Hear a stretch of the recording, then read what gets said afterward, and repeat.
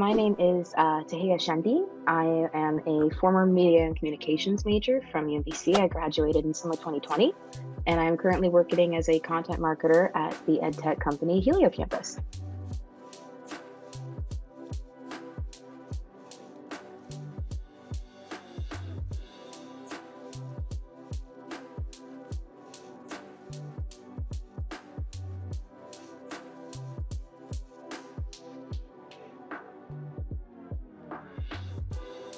I wrote my paper on virtual influencers and the influence that they have on our sense of identity in a digital age. I'm referring specifically to these sort of manufactured personalities and series of images or videos that are created to imitate people, but aren't actually human beings. My paper was done through the lens of discourse analysis, and there was definitely a lot of discourse about these influencers and the ethics behind them, the reason they were made, their overall impact, what they mean for how we perceive ourselves, and what does it mean to be like a person online? What is identity even quantified or qualified as? I was taking a social media course at UMBC with Professor Snyder, actually. For our final project, we could kind of do whatever we wanted as long as it was related to social media. And a friend of mine had introduced me to the idea of these virtual influencers like Will Michaela, Blocko, who are both owned by the same company, Bread. And I was like, oh, this is trippy. I got to write about this. It was also something that there wasn't a lot of research about, which was a bit of a risk when it comes to like finding, information and other texts and whatnot that I could apply to the topic. But of course, that just made it a bit more exciting that it was still pretty fresh.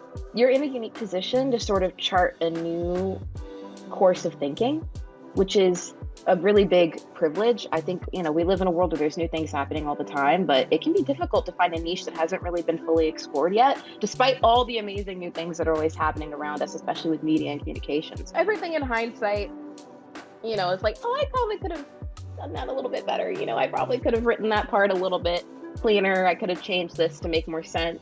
Now that we're in the future, let's say adding in stuff that's happened recently, I would add in things about stuff like VTubers. I would add in sort of the direction that AI is taken. I would also probably add in a little bit more historical context, things like War of the Worlds. This like need to mimic reality or mimic humanity or mimic the things that we do is a very old practice, and it's manifested in multiple different ways.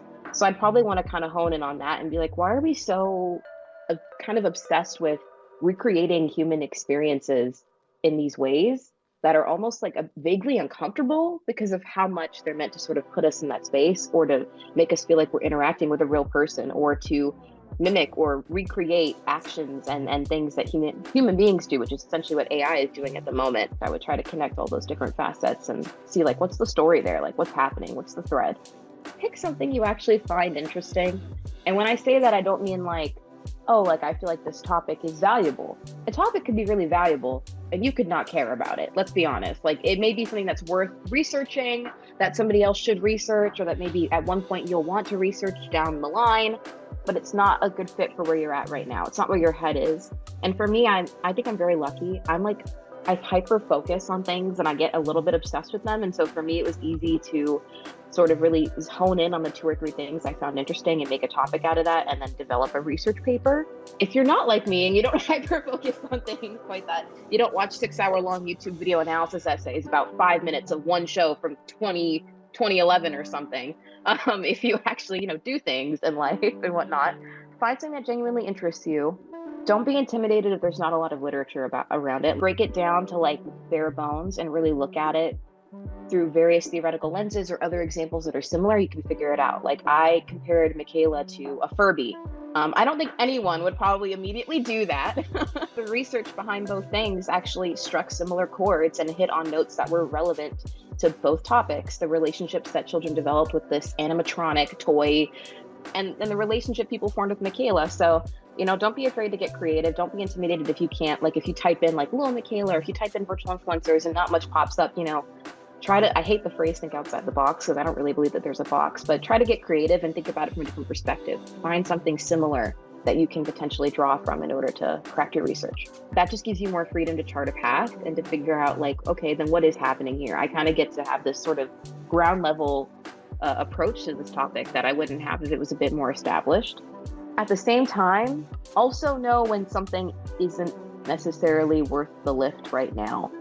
I don't remember exactly what was the linchpin for the other topics I picked, but I think I remember being like, I think this is too much for one semester, or I feel like this is a topic that I can't really do justice with the way things are right now.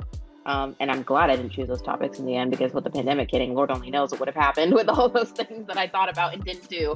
Obviously, time management, but I feel like that's just every college student's worst enemy, is how do I balance all this work? It sounds kind of goofy, but I guess have fun. I feel like if you're going to UMBC, you must at least have a tolerance for research. Like there must be something about it that you enjoy. I can't imagine anyone just going there without enjoying research in some capacity. So I'm going to assume everyone here is a little bit of a nerd, and you like going down rabbit holes and doing things that, are very specific and niche and academic, and, find the joy in that, find the interest in it, and pursue it with everything that you've got. Don't be afraid to go down a new path and to put your heart into it,